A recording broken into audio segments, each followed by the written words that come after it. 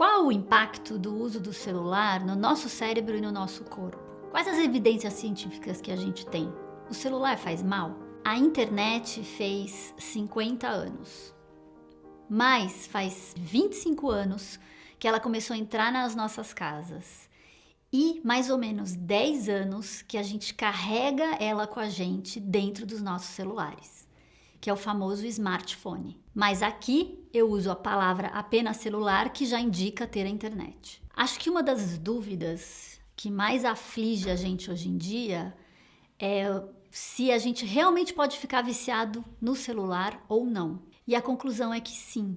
A dependência do celular, ela vai alterar o nosso comportamento e vai alterar a forma como nosso cérebro funciona. Muito parecido com os outros vícios. O que acontece? A gente sabe que sim, existe o perigo de desenvolver o vício pelo celular. E hoje isso já tem um nome oficial, que se chama nomofobia, que em inglês é no mobile phobia, o medo de ficar sem o celular. E pior, o medo de ficar sem o celular leva a um outro comportamento que se chama hikikomori, que é um termo em japonês que significa afastamento social severo. Tem um estudo muito recente que foi feito com 60 jovens de 18 a 30 anos saudáveis, mas que todos se autodeclaravam dependentes do celular. O que esse estudo fez? Eles resolveram analisar o cérebro dessas pessoas em duas redes de conexão neural, que são justamente as redes que a gente vê que estão alteradas em pessoas que têm problema com vício. Mas veja, essas pessoas eram saudáveis e só se diziam dependentes de celular. E o que eles verificaram? Que nesses jovens, essas duas redes também estavam alteradas, indicando que sim, a gente pode ficar viciado em celular. Mas o que a gente não sabe é se o celular em si que causa essa alteração cerebral ou se a pessoa que já tem uma propensão ou uma alteração nessas redes que fica viciada no celular. A gente não sabe porque, como o celular é algo muito novo nas nossas vidas, a ciência não teve tempo suficiente para saber exatamente quais são as consequências ao longo do tempo. Aqui, na verdade, vale o alerta. Como nós não sabemos, nós precisamos ter cuidado. E toda pessoa que tem um histórico familiar de vício deveria ter mais cuidado. Mas quem não tem na família alguém que não seja viciado em alguma coisa ou que foi? E por que eu digo isso? Porque vale a pena a gente lembrar o que a televisão e as telas de computador trouxe para a nossa vida. Ela trouxe um aumento do sedentarismo, mas junto com isso, uma das melhores hipóteses que explica o aumento gigantesco de miopia entre nós é exatamente o tempo de exposição em televisão e telas em geral. E com o uso do celular, existe o perigo de aumentar mais ainda o número de míopes. Tem um estudo muito interessante que estudou a hipótese do dreno cerebral. O que esses pesquisadores resolveram fazer?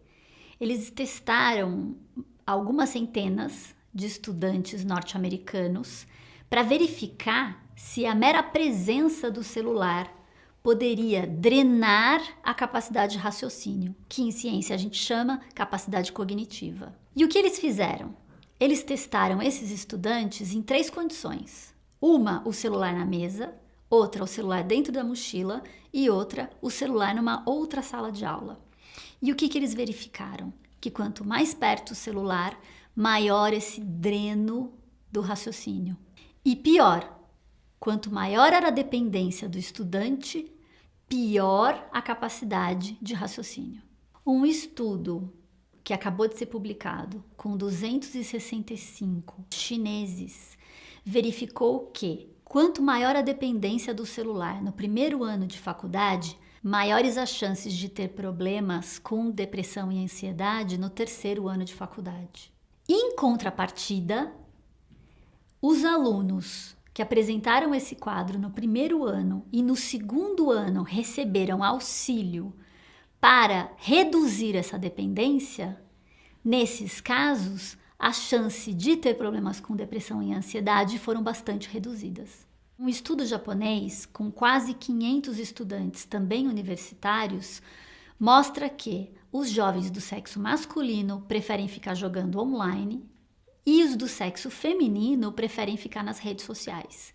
O que ajuda a entender por que as meninas e mulheres que ficam mais tempo na rede social têm mais chances de ter problemas com depressão e ansiedade. São centenas de estudos científicos avaliando o uso do celular com a depressão e a ansiedade. Mas quando a gente pega todos juntos para serem analisados, que é o que a gente chama de meta-análise, a gente chega na seguinte conclusão: 1 a cada 4 crianças e 1 a cada 4 jovens vão ter problemas com o celular. E esses problemas não são somente com depressão ou com ansiedade, mas também aumento de estresse e piora na qualidade do sono. E falando em sono, quanto mais se usa o celular à noite, maiores as chances de piorar o sono, porque ele desregula a produção de hormônio do sono. E hoje em dia tem muito jovem que utiliza aplicativos com filtros para filtrar a luz e não atrapalhar essa produção de hormônio do sono. Só que o que a gente sabe é que esses filtros não funcionam tão bem quanto parece. Uma outra pergunta que em geral as pessoas têm dúvida é se o uso do celular pode causar tumor no cérebro. E a resposta é: parece que não. Por quê? 2 estudos de larga escala, um na Dinamarca e outro nos Estados Unidos, verificaram que o número de tumores no cérebro ao longo dos anos continua estável. E se o celular causasse realmente esses tumores, esses números deveriam ter aumentado. Mas pode causar dor de cabeça? A resposta é sim, mas não para todo mundo. As chances de dor de cabeça aumentam para quem fala muito no celular e para quem tem uma má postura utilizando o celular.